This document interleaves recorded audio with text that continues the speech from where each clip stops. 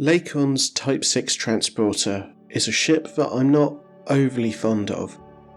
I respect its place and purpose in the galaxy, but it's not a ship I'll take out on a whim. So you'd think that this, the Keelback, or as I call it the Type 6.5, would fall in the same bucket. Another ship that gathers dust in the hangar while other ships take the limelight. But you'd be dead wrong. I like this ship.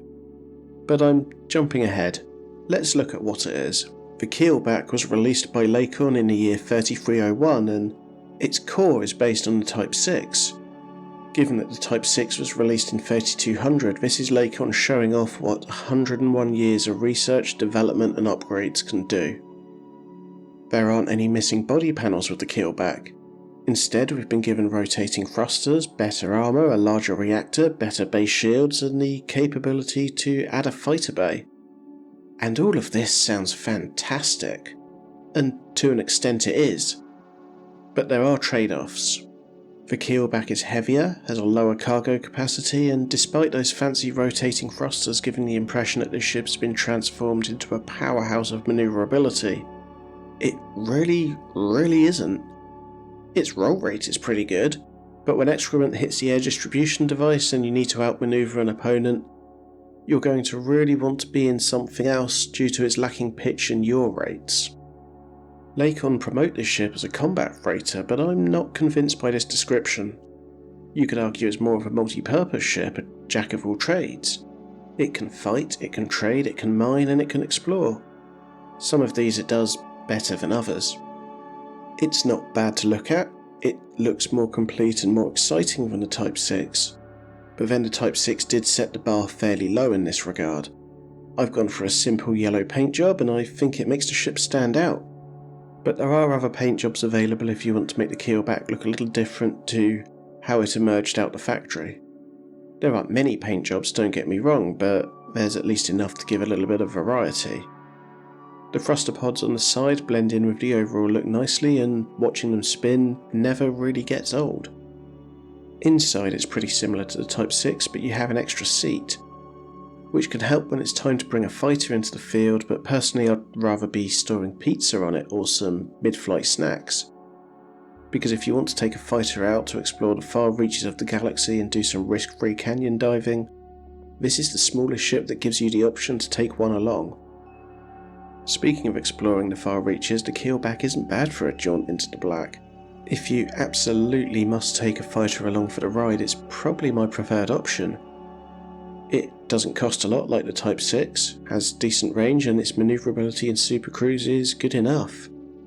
It could do with one more internal slot for allowing fitment of all of the exploration toys, but 55 light years with a fighter bay equipped is perfectly doable, and when adding photos of the Keelback to the collection, it doesn't look bad either, much better than its Type 6 counterpart. If exploration isn't your bag though and you want to take the Keelback into the fight, without a fighter it's not great. It's got the same classic hardpoint configuration of 2 medium and 2 small as the Viper, Cobra Mark III and Asp Scout, and while those ships manage just fine with that configuration, the Keelback feels lacking. Convergence is pretty loose and the Class 1 hardpoints are a little far down the ventral hull for my liking.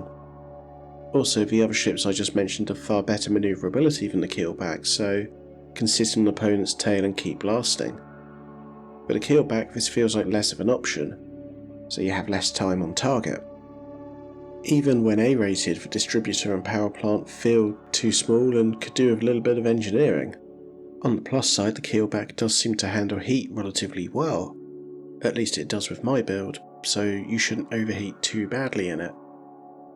But a lot of these shortcomings in combat can be overlooked as soon as you throw a fighter into the hangar, because with the right co-pilot, it feels like you have the equivalent of an eagle watching your back, allowing you to divide your opponent's fire and conquer them from 2 angles. For trading, the Keelback can carry 16 tons less than the Type 6, so it's far from the best trader money can buy and suited to small, high value and rare loads, as opposed to bulk delivering bio-waste for reprocessing into supermarket ready meals. But it does have one major advantage over the Type 6. If you want to go and mine resources for yourself for trading, rather than relying on someone else to do it. Those two medium hard points allow you to have a crack at core mining, something that the Type 6 simply cannot do.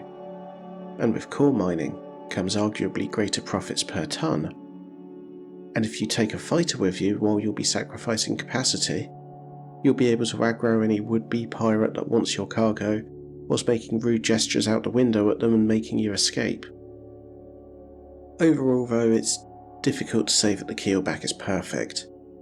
It really isn't. The capacity isn't great for a freighter, the convergence is too loose for a combat machine, and while it's halfway decent for exploration, it's outclassed by other cheaper ships unless you absolutely need to take a fighter with you, and like the Type 6, it won't fit on a small landing pad, which puts a handful of planetary settlements just out of reach. But unlike other ships where the faults are a glaring deal breaker, I think with the Keelback it's just enough to give it a bit of character, making it imperfectly perfect, if you will.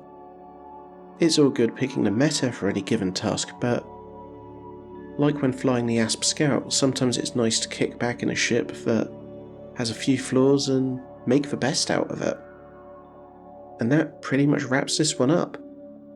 I hope you enjoyed it, and as ever, take care, much love, and 07. Thank you.